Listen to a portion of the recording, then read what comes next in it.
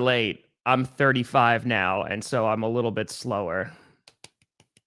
Happy birthday yesterday, Tom. I understand Mike McDaniel more than ever. One day closer to death. One day closer to death. One day closer. 35 comes at you fast. 5 more years until I'm a man.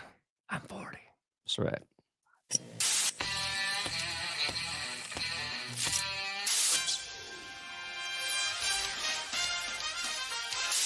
Hey, Brandon, while the intro's playing and nobody can hear us, so now we can run for president now that I'm 35 and you're 40, but just don't tell anyone. Yeah, because we want to ramp up to it. Yeah. So we're going to do that.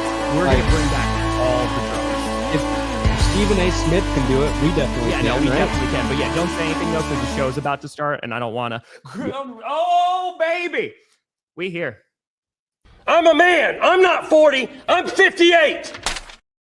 We steer. You in the right direction. Welcome to another edition of the Grossi Perna Show. I'm Tom Grossi. That's Brandon Perna. This is GPS. Dude, if we did run for president, okay? No. If you ran for president, Wildflowers. I was the vice president, just like I want to be, right? Like, I don't want any responsibilities. Yep. And you won.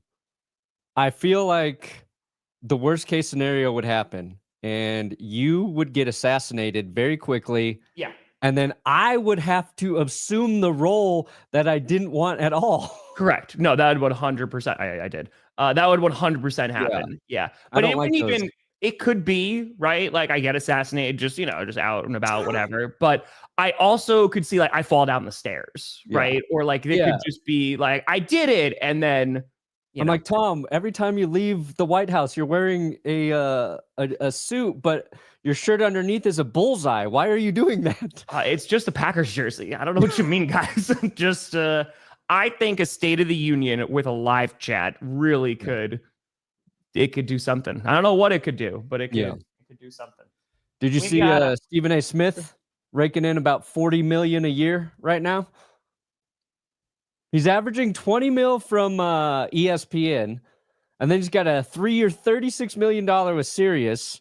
And then they're like, plus his podcast and YouTube puts him right around 40 mil per year. My goal is to make 1/40th of that. if I can make 1/40 of that, and then get right, and then maybe a quarter of that over my entire life, we're set. My goal is to make 3 times that. So, wow, you want 120 million a year? Yep, and then I work for exactly 2 years, and then that's it. Then I feel like after 120, I'd be that's. But I love it. I go for 1 extra year because, I amassed some debt in that first year. Got to pay off my cocaine habit and gambling addiction and alcohol abuse and strippers. And the strippers are for my wife, by the way. Yeah, I was about to say, you would male never. Strippers that I'm paying for Jess. Yep. Whew. A long bill. You don't think you can spend 40 mil on strippers, but let me tell you. You can. Yeah. That's what we're here. Hey, we got a lot to. I want to talk about those Monday night games with you. We streamed both of them here. Watching those offensive lines again for the Buccaneers and Texans, and just especially the Texans O-line, definitely want to talk about that. There is a number of QB injuries that are going on in the league. Of course, you're having guys like Desmond Ridder and former Packers quarterback Sean Clifford getting signed. We're going to talk about the Jake Browning versus Carson Wentz battle of the Titans that's going to be occurring next week. And we'll also talk about kicking balls, because I know we talked about this a little bit, but there's some little extra here. So. Yeah, you'll have to educate me, because when I hear the word kicking balls, I don't care. Unless you're getting kicked in the balls. Just kick it through the uprights is what I say, Tom. You got one job, kickers, and then they are missing a lot. They are missing a lot. Yeah. Which is interesting, I want to talk about that. I mean, the good news is that there are folks who are doing their job, like the Colts kicker, for example, right? Like, that's going in. But wrong. So it's what you said you wanted. Shanked it. Seto, tomorrow night, you got the Buffalo Bills versus the Miami Dolphins, which... Yeah. People are assuming a blowout. It's a divisional game. Maybe there's always a little. I feel like of it'll be weirdness. weirdly more competitive than that. And the Dolphins lost, but they competed in the last game. It was better than against the Colts. Different than week 1. I still don't think they're good. I don't think they're in a good space. But I don't think it's going to be that bad. But who knows? If it is a blowout, Miami, they're going to start blowing stuff up, right? I would assume so. It's going to start getting pretty bad. If after the month of September they haven't won a game yet, which sun's getting real low, it might be trouble. So hey, listen, Wentz versus Browning, what a time to bring. Oh, nice. Father's Browning. You were to see Joe Burrow versus JJ McCarthy, and now the return of Carson Wentz. Happy birthday, Dad. We love you as much as Carson Wentz and a Jake Browning game will allow us to. That's hilarious, Tanker. Well, that's obviously what we're going to do next. Yeah. Obviously. I think the Vikings are going to look better with Carson Wentz. That's what I said. At least for a little bit, because JJ McCarthy has one good quarter under his his belt. Yeah, 3 quarters of just bad play, right? I don't think Wentz. The last time we saw Carson Wentz play, it wasn't the greatest, right? But at the same time, who ruined him? I mean, there's a couple answers that you can give there. Who ruined him? You could blame the Eagles for trading him, and then to that could Broncos. We destroyed him as the Chiefs QB. Okay. But I think Wentz as a veteran might be able to operate that offense. The problem is with the Vikings right now is they have a ton of injuries. Aaron Jones just went on IR. That's a big one for them. Dude, they have they got the injury bug right now from in Minnesota. And they already had folks on the defense out. They had folks on the O-line out. And so the good news is if you're a Vikings fan, is you hope, even though this is not guaranteed, you hope it's getting it all out of the way now, right? Of okay, everybody get the injury bug now, and then we'll be fine, because that's how it works, right? It's all right, we paid our due. We don't get injured anymore. Just ask the 49ers. That worked out last year. But that's true. I think that's how fans look at it. It's we got all our injuries. We got our losses out of the way. We got our weird plays out of the way. That's our superstitious, projection. A little superstitious. A little bit. But yeah, we'll talk about that. I think Wentz comes in and he knows to do a couple things. Yeah. Throw the ball to Justin Jefferson as much as you can. And when he's not open, throw it to fucking TJ Hawkinson. Where's Hawk been? Throw him the ball too. And then, Jalen Naylor, you sprinkle in the rest. And the Vikings will get Jordan Addison back after this week. Yeah, after this week. Yep. And then, and look, none of the Vikings players wore shirts that said free Jordan Addison. So at least, we can still respect your team, Minnesota. Yeah. So after that, you were looking it up and seeing if that was real. Not only was it real, there were multiple members of the team who wore it. It wasn't even just Travis Kelce. Yeah. And then they asked Andy Reid about it. And he's it's just they're supporting their teammate. Oh, yeah, let's ask Andy Reid about that. Here we go. Andy Reid, okay, whose son nearly killed a kid driving drunk home from the Chiefs facility, and then he got his sentence reduced. Remember that shit? Remember that shit? Blame Andy Reid for that, though. I would say if I'm Andy Reid, maybe have a better response than they're just supporting his teammate. I mean, what are you going to say? He's I don't know. That's really stupid. They shouldn't have done that. I'd say, you know what? Everything that's happened, this is a bad look, and I'm going to address it. It is a bad look. At the bare minimum, have some honesty about how fucked up that whole situation is. It got buried under the rug because they won Super Bowls. Yeah. Dobbs. And his son was drinking at the Chiefs' fucking facility. Yeah, it's pretty bad. That's pretty bad.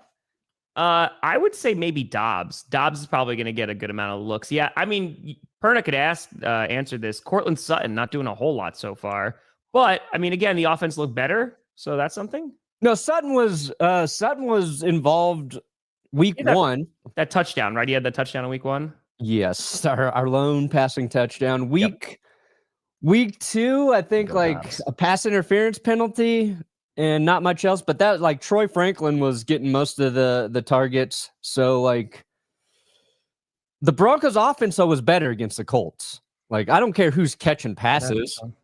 It looked a lot better. The problem is our defense. But yeah, I think the Broncos. It's hard to rely on if you're talking about fantasy there. I don't know. I wouldn't take any of their players outside of Bo Nix for fantasy in terms of like consistency week to week because I don't know. I think Sean and Bo are still figuring it out. Hey, happy almost birthday, Brandon. You're gonna be a man. You're gonna be 40. Let's go. Yeah.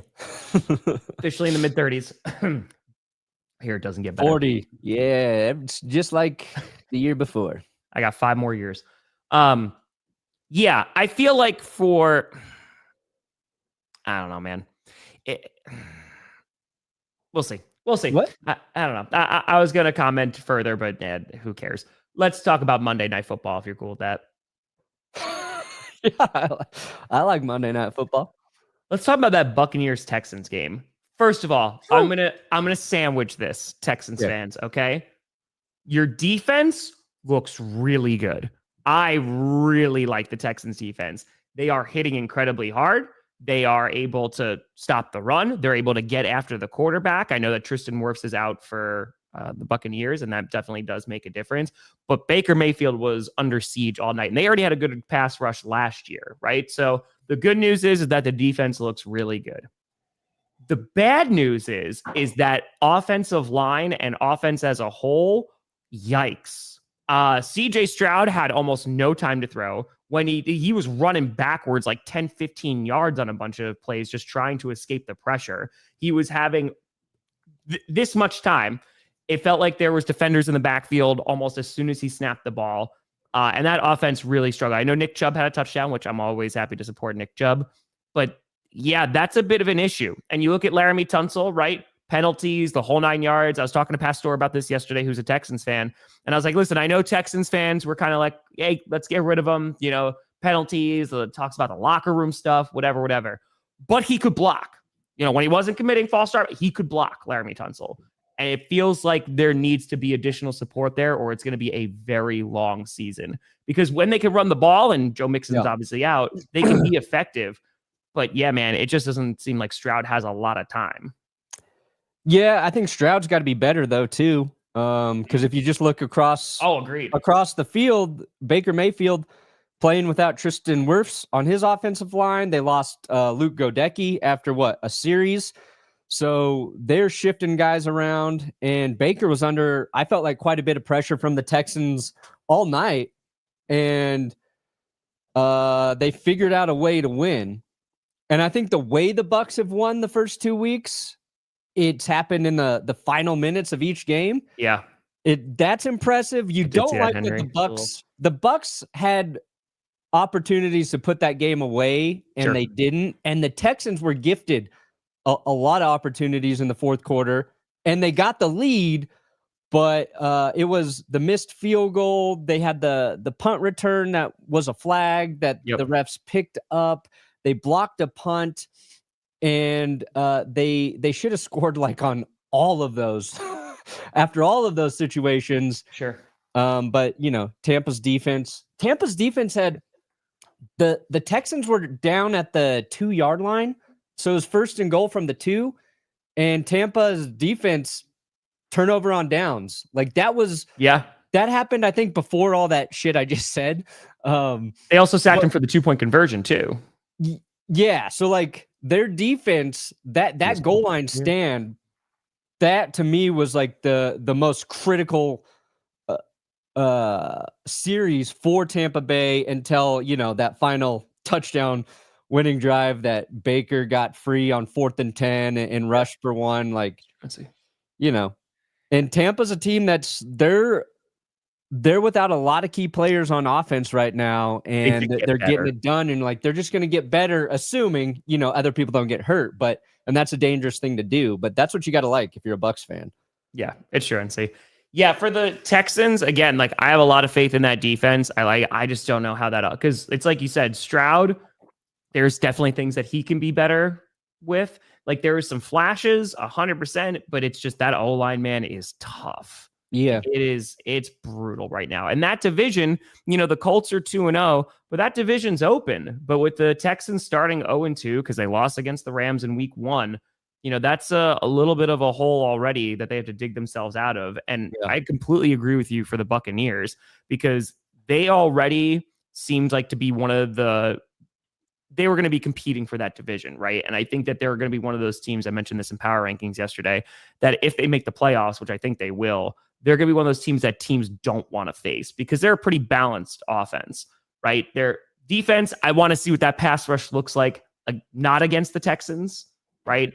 It came down really, really close against the Falcons, but Baker Mayfield called game on that 4th down and making that conversion. Just incredible. The one where he got CJ Gardner-Johnson's there, dude, and he looks like he got hurt and then he pops right back up. Dude, he's a baller.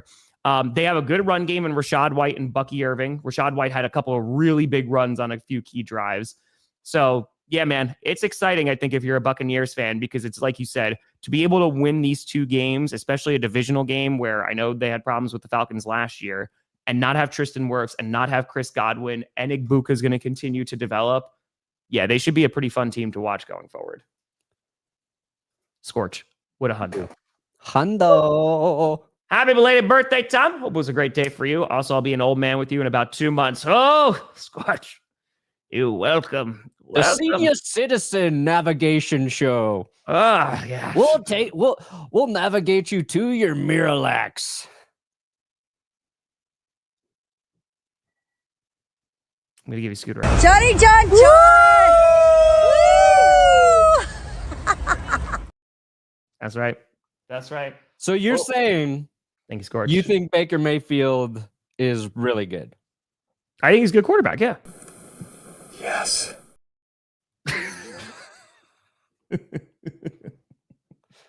You're a fan of the Buccaneers, Tom. I'm a fan of the Packers. Let's just be clear here. Different bay. But I like Baker Mayfield. Yes. The Buccaneers admin came into the stream afterwards like, how's it going, Tom? That's right. Nice. William pulling up those receipts for Jerry Jeudy. Well, technically, Jerry Jeudy's no longer a He's Denver not even Broncos. my fucking receiver, William. Also, I talked about that situation. I love when people do this. Like I never even addressed William, you don't know what you've done. I love that. I go to the other super. And if you remember, do you know what that situation was? Birthday wish. I appreciate you. Jerry Jeudy locked his girlfriend's I don't think they're getting held keys up. in the car, locked her out of her car or something. And it was an argument. Matthew Golden and maybe it was gets more reps, dismissed. more targets probably. Yeah. Don't pretend like I'm not going to call out bullshit. Unless, of course, it's Bo Nix. You're like, I am going to cover up everything when it comes to Bo Nix could murder somebody. I'd be like, let's wait until the facts come out, guys. We'll see. You could. Never mind. Dial it back. There you go. That was good self-control. I appreciate that. You need a dial it back button for me, I think sometimes. I could get a button, or is it a rotary phone and I give you a call and I go dial it back and then I hang up. Yeah, and let's not pretend what Jerry Jeudy did is on par with what Andy Reid's son did or what Rashee Rice did, okay? Did he injure people and send them to the hospital? I don't think he did. Hope court goes well, kid. Anyway, I feel like for the I swear to God, if Bo Nix ever gets a DUI, I it's gonna might be die, tough, dude. buddy. I might die. It's gonna be tough. It's gonna be tough. He won't, because he'll be in the film room studying tape. Yeah. Bo Nix ever does anything, it might be a little tough. I mean, listen, all the Packers ever did was like draft a serial killer. So that was that was it. But then they released him. They cut him. Yeah. So I've wanted to do a video about that guy. I thought about it a few times. Yeah, it's not. That's true. But you know what? I know Nick Chubb left too much. Nick Chubb can't do anything wrong. He scored a touchdown. He got a touchdown. I'm just happy that he's playing football. I love Nick Chubb. I hope he does. I just want him to have a. Yeah, it was like for the Texans, it was nice to see Chubb do well. Their opening drive was really good, but after they scored on that opening drive, my thought was like, I want to see him do this consistently throughout the game. Sure. And then they didn't. It's those, those scripted plays. Things go well. You got your plan. My question is, why don't you just script the first 50 plays then? Yeah. Instead of 10, 15 scripted plays, as an OC, we script the first 50. No matter how the game's going, these are the plays we're running. But then you can't. Boom, we score every time. I don't think that's how that works. That's exactly how it works. I don't know. No the Broncos adjustments. Defense Charger their first 2 games. Well, I mean, no. Hey. Yeah.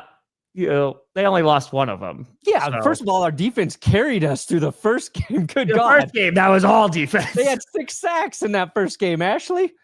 Second game, I have concerns about the defense now. I have concerns about Vance Joseph, again, making adjustments, figuring out how to actually, combat what the opposing team's offense is doing.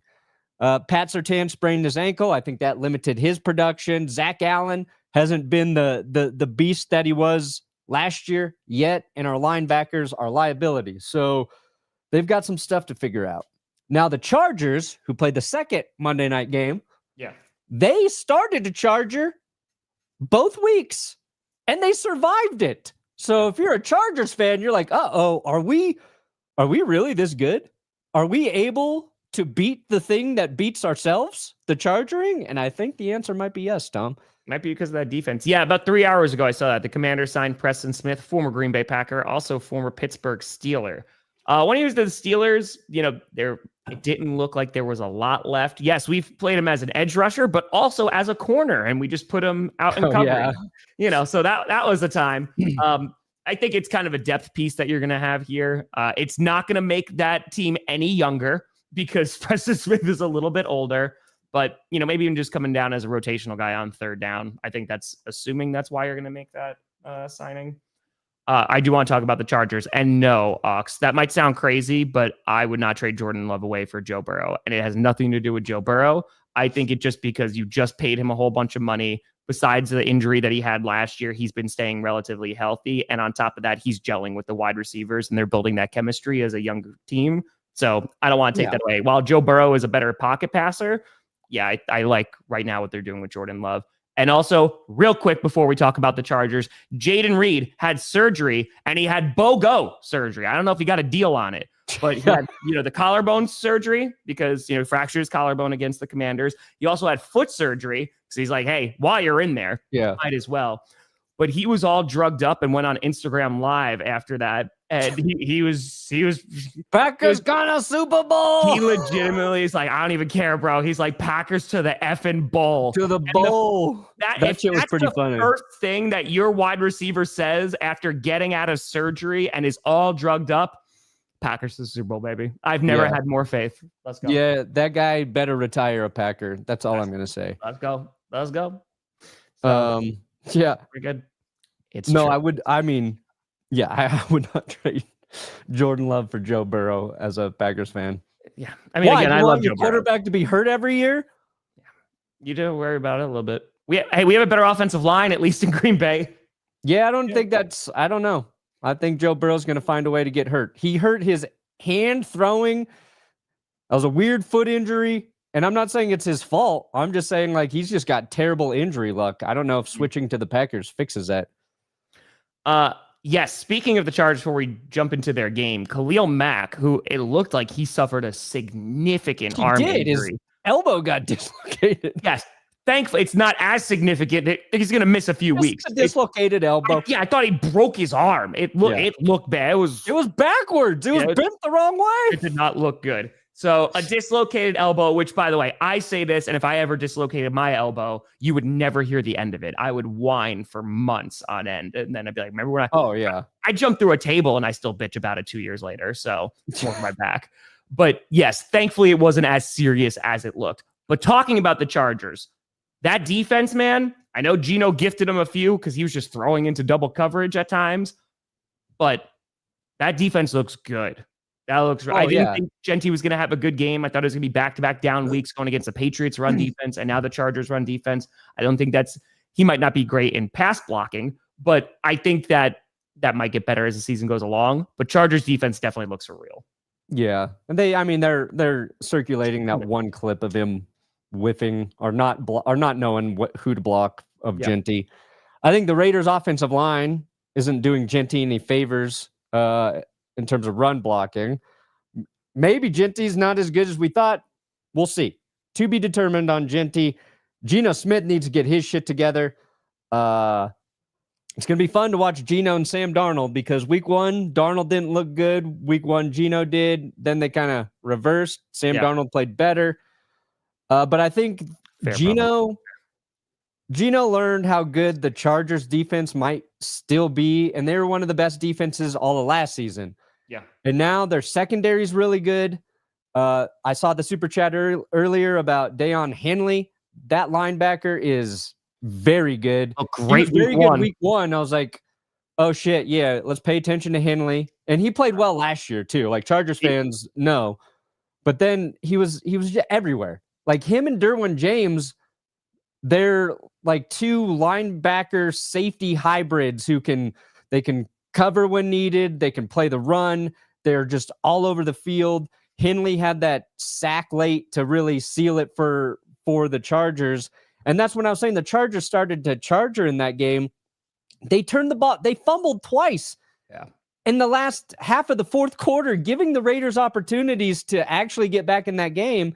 And both fumbles, Raiders couldn't do shit with it because the Chargers defense was so good. So, and in addition to that, Justin Herbert's throwing the ball an insane amount. They drafted Omari and Hampton. I think everybody's like, that offensive line, they take a running back in the first round. They ran a lot last year. They really kind of limited what Herbert was doing in the passing game, not because they didn't trust Herbert, but because I thought they wanted to be this power offense. And now this season, they're just letting Herbert freaking sling it every week. So he's throwing it everywhere. Quentin Johnston looks very good. Keenan Allen looks like a steal for him. Like Ladd McConkey was their best receiver last year. And I feel like he's mostly like the 3rd target in the passing game right now. Keenan Allen, man, he's turning back the clock. So yeah, I'm high on the Chargers, and it sucks the Broncos got to play them this week because that is a tough matchup. That is a very tough matchup. Ooh, okay. That should be a pretty good game. Oh, you got pee break videos now? Well, Connor made me an interstitial. Interstitial? An interstitial. What is this? What is this?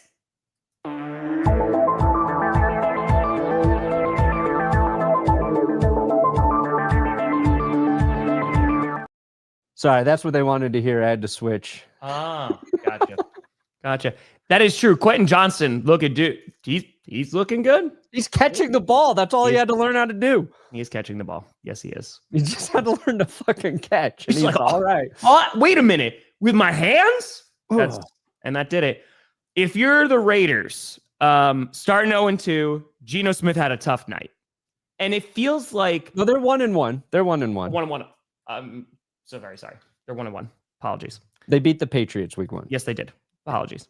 That's I picked okay. them to win. Yeah, that's how well this 35-year-old brain is doing. I feel like with Geno, he was definitely going to be a stopgap. And while you expected better QB play because it is better than what you had last year, there are downsides to having Geno. And I'm trying to identify, like, you look at the O-line, right? Wanting to get a little bit better at receiver. I would say maybe establishing the run, I think, would definitely help. It seemed like there was times, like there was the one play where Geno went to go hand the ball off and Genty was on the other side. And so because of that, it was like a botched snap, right? Sure. And I think he wound up just taking the sack, if I'm not mistaken. But I feel like there's just going to be some more growing pains with this Raiders team. And you're just going to see like, okay, who's standing out this season? Yeah. And you take it kind of from there because Geno seems like the veteran back there. And hey, I'm going to do everything myself, which at times he had to do in Seattle because he had no run game because folks were injured, right? Or when he didn't have a defense in Seattle, obviously last year is a little bit different.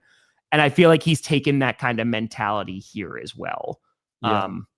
I don't know. What's your take on the Raiders right now? I don't think they have their offensive identity yet.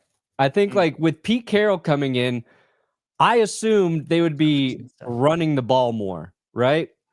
Like that's what they did with Russell Wilson, especially early in his career. Run the ball to set up the pass. Like they had Marshawn Lynch, right? That made things a little bit easier. But 11 carries for Genty in that game? Geno Smith got 5 of their rushes, and we know those aren't designed. They Zamir White, 2 carries for -2 yards. They have to be a establish the run sort of team so Geno can do what he does effectively. Again, tough matchup against the Chargers. Chargers are hard to throw against. Yep. They gave nothing deep. Geno I don't think he completed a pass over 10 yards down the field. That's not really a knock on Geno as much as it's a compliment to the Chargers defense. So I just think they got to run the ball. Yeah. And having Geno throw it 43 times because you're behind and you're trying to get back into the game. And two of Geno's interceptions, one was basically an arm punt before half. It's 3rd and 6. He just takes a shot downfield. The first interception, which was the first throw of the game for Geno, was a bad throw. The other one, he's throwing it into coverage, into the end zone. And in terms of it being a good or bad throw, it's probably an ill-advised throw. In terms of it being a pick-worthy throw, it just bounced off of, I think Derwin James made the play, and then it bounced to the Chargers. So, like, I'm not as much worried about Geno long-term for the Raiders as I think they got to figure out who they are on offense. Sure. You're only 2 weeks in, right? And I think the Chargers, obviously atop of the AFC West right now, they are looking like the most complete team in that division. Yeah. The Chiefs, you anticipate that they're going to get better when Worthy comes back, when Rice comes back, that offense should start clicking a little bit more. And Patrick Mahomes is not their leading rusher. You would think that they're going to start to get a little bit better. Yeah. But yeah, right now, the Chargers... they are looking pretty darn good. For the Broncos playing the Chargers, am I ready? No. But if the Broncos beat the Chargers, I'm going to feel a lot better about the Broncos because I think the Chargers are very good. The one thing in the AFC West that's kind of bizarre right now, Raiders take Genty. Chargers take Omari and Hampton in the draft. The Broncos, second round, go RJ Harvey. The Chiefs, Mahomes, like you just said, their leading rusher. None of those teams can run the fucking ball effectively. They all suck at running the ball right now.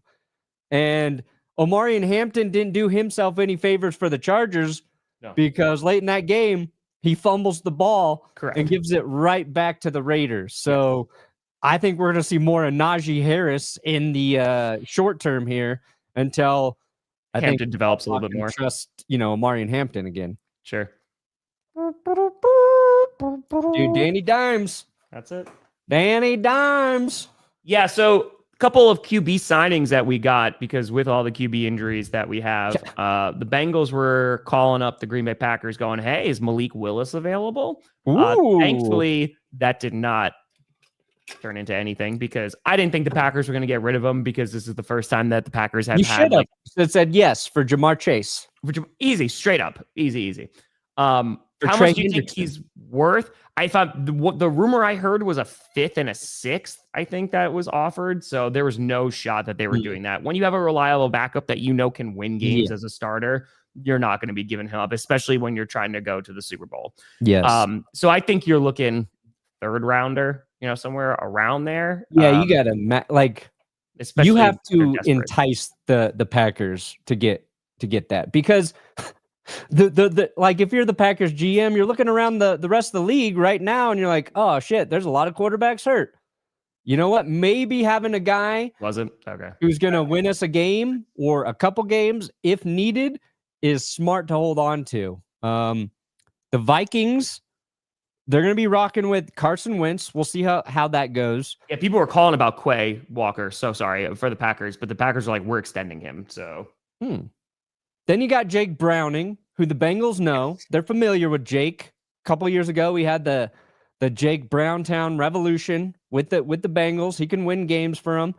Hopefully, he doesn't throw all those interceptions again for Cincy. Justin Fields is concussed right now, so he's in concussion protocol. If I'm the Jets, I don't care if he technically clears concussion protocol. I think I probably just want to see what I have with Tyrod Taylor this week, because before Fields got concussed, he was not playing well. Josh Allen had his nose beat up. Looks like he's going to be fine. Mac Jones came in for the 49ers and played well in place of Brock Purdy. So, yeah, if you're the Packers, keep Malik Willis because you just don't know. And like Mac Jones, he's only got to play a few weeks for the 49ers, but after he came in and threw 3 touchdowns for San Francisco, you kind of answered your question in terms of like, we don't have to rush Brock Purdy back. We know we can win with Mac Jones. He did it. He was very safe with the football. Our offense was effective. And so now let's just wait for Brock Purdy's toe to be fully healed before we ask him to go back out on the field. So, you know. Ooh, who gets traded first, Richardson or Cousins? I'm starting to think Kirk Cousins is not going to get traded. Like, yeah, and contract it's hefty, man. Give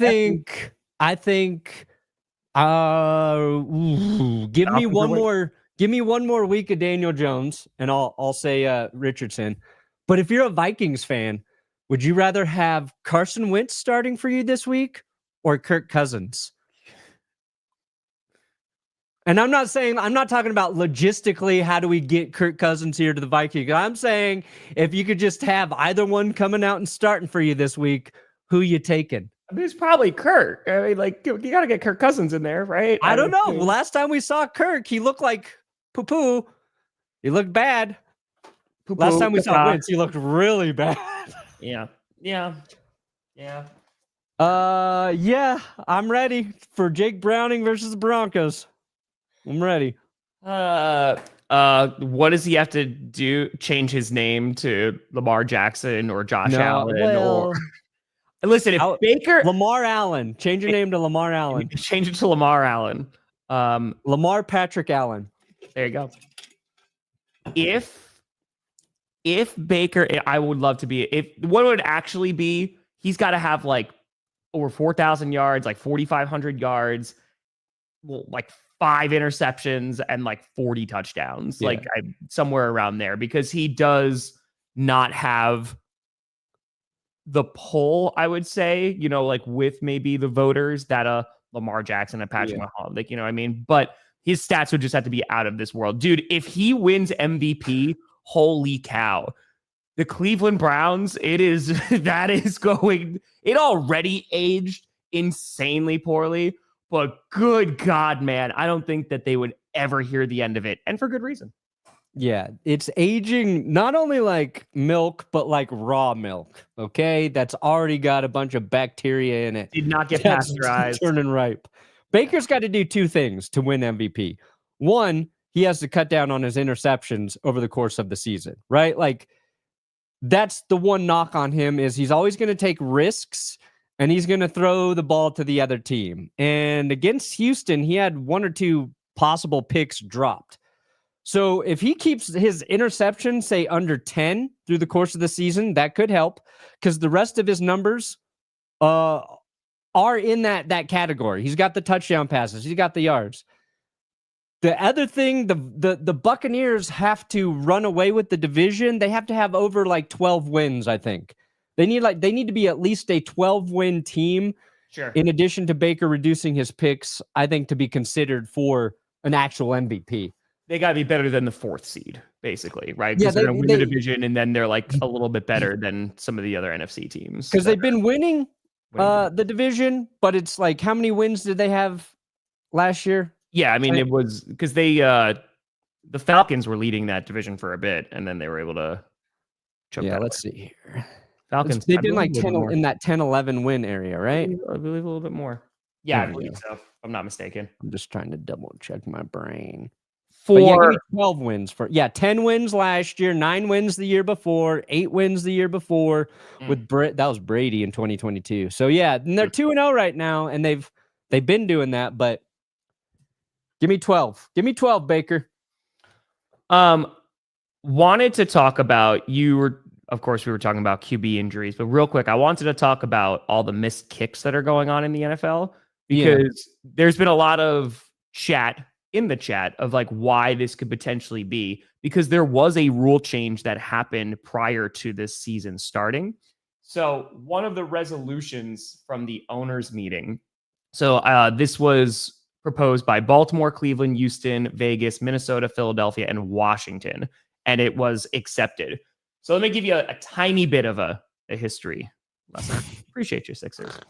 So basically, for a while, and I think this is up until 1999, if I'm not mistaken, basically what you had was, you know how QBs could like bring in their own balls and they can like rough them up and stuff like that. And that was the whole like deflate gate thing, because they can set the pressure like what they want if it was a little bit hard, whatever. So, and obviously there's parameters that they can't go above. Tom Brady was using a child-sized football because he couldn't grip a regular football. Eagles are looking pretty good. I think they're a balanced football team and can beat you in a number of ways. Look better with Jalen Carter on defense. To answer the question. So anyway, for up until 1999, they allowed kickers to do the exact same thing. So they allowed kickers to kind of bring their own balls, and we're like, okay, you know, you could do whatever you want to do with them. You put some mud on them and, you know, kind of make them more like game-like elements, what have you. Sure. The problem was, and the rumor was, is that kickers were going above and beyond to make it easier to kick those balls. They were leaving them like in their hot cars for a few days. There was rumors of them microwaving them to kind of like get them to a softness that they liked to actually kick. And so the NFL is like, okay, we're not doing that anymore because you're altering the ball a little bit too much. And so because of that, and I believe this is a post 1999 rule, they were like, basically it's fresh out of the box. Like it's just, hey, rip it out of the box. This is the ball that you're kicking, and that's it. So heading into this year, they changed the rule back, and obviously you can't microwave the ball or anything, but they changed it back. I can't see how that is helping you kick. So now that kickers can provide their own ball, so they have specific kicking balls that they're bringing in, and they can be a little bit roughed up, you know, into what they want. So it's surprising that they're missing them, because now again they have kicking balls, like specifically now, that are being, I don't want to say tampered, but like they're being, you know, played with a little bit. You know, they're kind of being roughed up. Kickers playing with their balls, huh? You know, kickers just playing with their balls, and they're still missing. So like you've seen a lot of field goals in the preseason and also at the start of the season. There have been a lot of kicks that have, you're looking at 60-yarders, long 50s, right? We've gotten in past 60-yarder. We had a 70-yarder in the preseason. Yeah. One of the reasons as to why is because those balls have been, you know, the kickers are messing around with them a little bit more. I know the phrasing is so bad. Yeah, but shouldn't that help them? Correct. Which is why you're starting to see a lot of kicks like go for longer distances. What it doesn't explain is that there are a bunch of kicks that are being missed, which is why this is a little bit confusing, because that was the resolution. So there was a change to kicking protocols heading into this season, and it was that they are providing K-balls now. And so I don't know why they're missing so much, but that is to explain potentially why those distances are getting a little bit easier to hit. The real question is, what does Jake Bates do to his footballs in his private life? Okay, now he hasn't gotten any treatment from the medical staff, but he was on his left hip. He had a softball. I would not trust that man alone with the football, Tom. Hold on. What are you doing to get your kicking balls ready? Well, I'm not microwaving them, but I've been taking shits on my football to get it game shape. Hey, gotta get it done. Why are you doing that? Well, I hate our punter, and he holds all our snaps, and now he's holding a football that I've already shit on, so the joke's on him. You're touching my shit, punter. Right. Yeah, but you're missing a lot of kicks. I don't care. I hate our punter. We'll see, Sky. We'll see. They get a little bit better. But this is the resolution here. Some people pee on their balls. Rub our noses in the pile of piss that he left behind in Dallas. He just pissed. See? So this is the actual resolution. So again, they are allowed to prepare kicking footballs, K-balls before game day, similar to the process permitted for game footballs. So it allows there to be a little bit of alteration to go with these kicking balls instead of just like ripping out of the box and going, here you go kick this. So you would think that you're going to see kickers be a little bit more accurate, but maybe they're just getting used to that to start the season. But that also can help explain potentially why you're seeing these longer kicks be successful as well. I just think the kickers suck. Could be. Just practice more, guys. So I think this happens every year though, where there's like a stretch there is where a bunch of kickers miss, and it's not long kicks. It was like Monday night. Chase McLaughlin missed the was a 38-yarder for the Bucks. Yep. Just there's been and Will Lutz missed the 43, 44-yarder for the Broncos. Mm-hmm. I don't know, man. So again, I think that also kind of explains why you're seeing all these injuries now. Of course, quarterbacks are being impacted. As Jayden Daniels got banged up, you have Justin Fields, you have Joe Burrow. Jayden Daniels got a sprained knee, right? You have all these things, and I think it's just because, dude, it's the NFL season. You're just starting, right? Your body's trying to get into football shape, and people are going to get banged up. I feel like this also happens, that there's usually a string of injuries in the very beginning of the season. And I think that's kind of what you're seeing with a bunch of quarterbacks right now, too. And the worst one was to Joe Burrow. Like, his foot just got jacked. And then you got guys like Baker Mayfield, whose leg got sandwiched on a tackle. He was gimpy getting up, and then he comes back out and he's fine. So playing quarterback, they've done so many things to protect the QB, and most of those rules are stupid, but they've done a lot of things to protect the quarterback. They're still going to get hurt, because so many of those injuries are just, you get tackled weird. It's not an illegal tackle, but like your leg gets mixed in with an offensive lineman while a guy is sacking your ass. You fall weird. You hit your head. This just, you're good. There's so many ways to get hurt, and they've tried to eliminate as many as possible, but you can't eliminate it. It's just a bad stretch right now.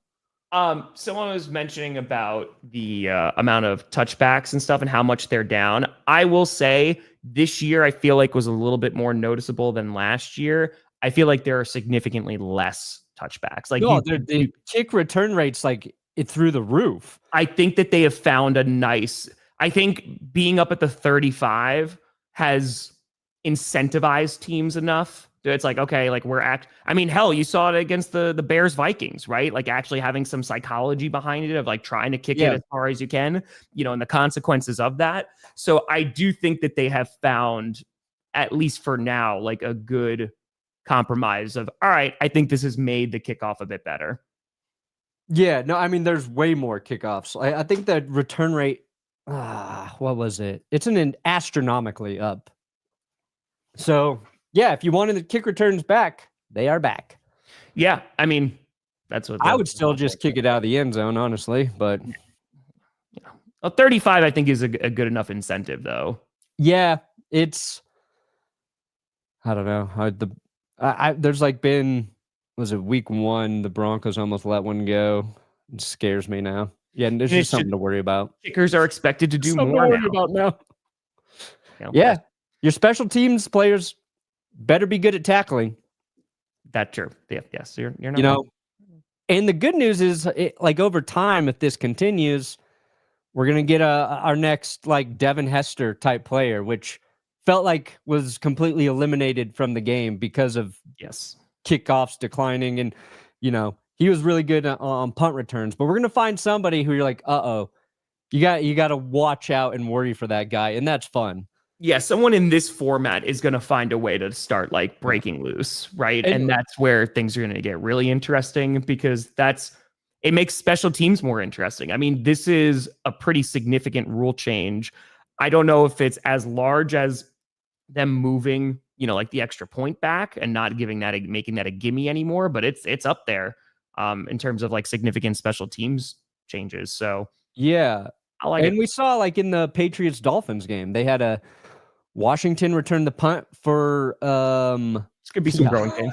There's gonna be some growing pains if you Caleb Johnson. The punt for the Dolphins, and the next play, Antonio Gibson takes it to the house for the Patriots. It's like we haven't seen that in like 30 plus years. Yeah, Caleb Johnson didn't know the rule. That really screwed over the Steelers, but I tell you, that's going to be in every single special teams meeting the entire week. It's just, don't do this. So is leverage. Leverage going to be retaught this week across the league. Probably. There's a lot of teams going, oh, shit, we've been doing that every play. Guys, stop doing this. When Thursday night comes around, what are you looking at for this game, buddy? Do you think that, again, I'm trying to hold out hope that it'll at least be close? I'm hoping because it's a divisional game. Is it being played in Miami or is it in Buffalo? Miami. Let's see.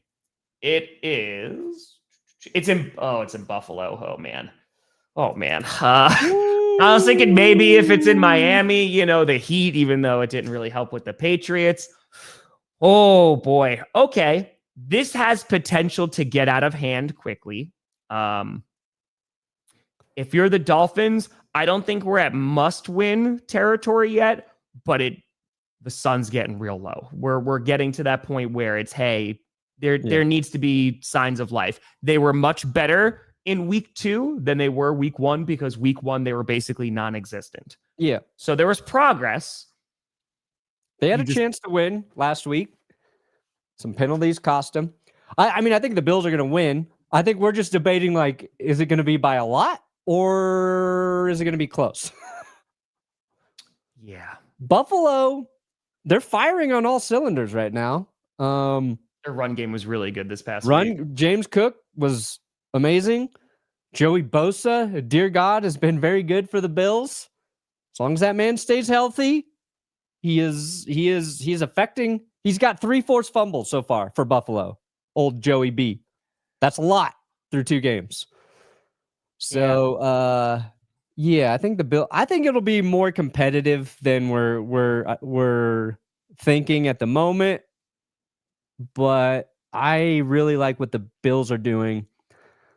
I like what the Bills are doing right now. I like the way the Packers are playing football right now. I like the way the Colts are playing right now, and I like the way the Chargers are playing right now. So, we'll see. Yeah. Are you put your Colts number 1 again? You have to watch power rankings later today to find out where the Colts fall on the list. By the way, it was just reported that Justin Fields is out for Sunday. Tyrod Taylor is going to start against the Buccaneers for a concussion. So we'll see. AJ Terrell too, by the way, the Falcons corner. He's week to week right now. He's got a hamstring injury. Hopefully he is okay. Oof. He is a phenomenal. That's a tough one to lose because we were just getting high on the Falcons defense. Yeah, I mean, dude, I put the Falcons on power rankings yesterday, and I just, they're going against the Vikings, and we'll kind of see. But they played a good game against the Buccaneers, man, and so I think that they're going to be a feisty team. I see. I was choosing between Atlanta and Seattle. Yeah, Seattle deserves a little bit more praise. But I was like, you know what? There's the NFC West has 3 2-0 teams. That's too much. Right. Yeah. Most likely. I was like, I'm not going to talk about the NFC West this much. Jesus. Jesus. Yeah. Yeah. I don't think there's very few here's every week is must win in the NFL. If you're in a must win, the only must win I can look at right now is maybe the Chiefs against the Giants, where they're just like, hey, it'd be tough to go 0-3, like what we're trying to do. It would just be, that'd be a tough hole to dig yourself out of. I think they could do it, but the Giants look better. Come on, Russell Wilson. Yes, they did HV3. Russell Wilson, you're going to beat those Chiefs, buddy. You're going to launch that football. Sunday Night Football. Deep downfield. Crush them. Crush them, Russ. Sunday night, which, again, heading into this season, I was like, oh, man, this is going to be great. You got the Ravens and Bills week 1 Sunday Night Football. Great game. Week 2, when we thought, who knows about the Vikings, right? Vikings-Falcons. That could be a fun game. You got Kirk Cousins, even though he's on the bench, is coming back. And then I saw Giants and Chiefs, and I said, who the hell picked this game to be on Sunday Night Football? Now I feel like the majority of people are going to watch, because if this game is even close, there's an extra layer of, so a little intrigue. And look, the Giants showed they've got some life in them. They do. They're a flawed team, but I mean, 450 yards from Russ. 450 yards is 450 yards, man. All those touchdowns were Russ Moonballs too. So we'll see. Yeah. And the Chiefs, they got question. Oh man, if the Chiefs can start 0-3, Because You of will not Russell shut up. Wilson? You will not shut up. I can taste it. That was a sound. That was a sound. It is in MetLife, by the way. It is. Yes. It's a very sensual yes. I hope everybody stays real healthy on that MetLife Stadium turf. Yes. You can't. No, Brand. Yeah, I do. I hope they stay healthy, Tom. Hope everybody healthy. Very healthy. I hope all the Chiefs wear their free Rashee Rice shirts. Are they? They're like, you know what, guys? We heard the controversy. Understood. They keep the free 4, but it's a picture of Brett Favre now because they're in MetLife. They're like, hey, in the Jets uni. Yeah. I hope it's free Patrick Mahomes Sr., free Brett Favre, free Deshaun Watson, free Aaron Hernandez. Just go free OJ Simpson. That Chiefs fan who down took a the whole list, bunch of money Kansas from that City. bank. Why not at this point? Yeah, I saw that's what we were talking about before, Gustav. The Aaron Jones going to IR, which is not helpful for the Vikings. They're just getting beat up right now. They got to be. Yeah, they got to run the ball too. Yeah, it's not good. Not good. Run the ball. Yeah, I think tomorrow is going to be a problem. Tomorrow is going to be. The Dolphins just make it competitive. Perna, what we got coming out today? Power rankings. Yes, power rankings. What do you have, Tom? I got predictions. Yeah, I'm going to be recording predictions shortly after this, so that will be out later tonight. We're officially 107,000 away from 1 million. Let's go. So 7K away from 900K. We should be hitting it next week. Yeah, and then I'll be streaming tomorrow as well, too. So we're going to rock. But folks, we'll see you back on a Friday, and I'm pretty sure clickbait's happening tomorrow, too. So we'll probably see you tomorrow as well. But see what happens. But folks, thank you so much for watching. I'm Tom Grossi. That's Brandon Perna. This is GPS, and you have been navigated. I'm going to put it in the rundown for power rankings, just so it's there, so we remember on Friday. Smart. Right? Do I love everybody here who watched today? Yes. Yes, I do. Yes. And you've been navigated. You've reached your destination. Reached your destination, Brandon. You've reached your destination. Scott. Yes. The show will end now? No. Maybe? now.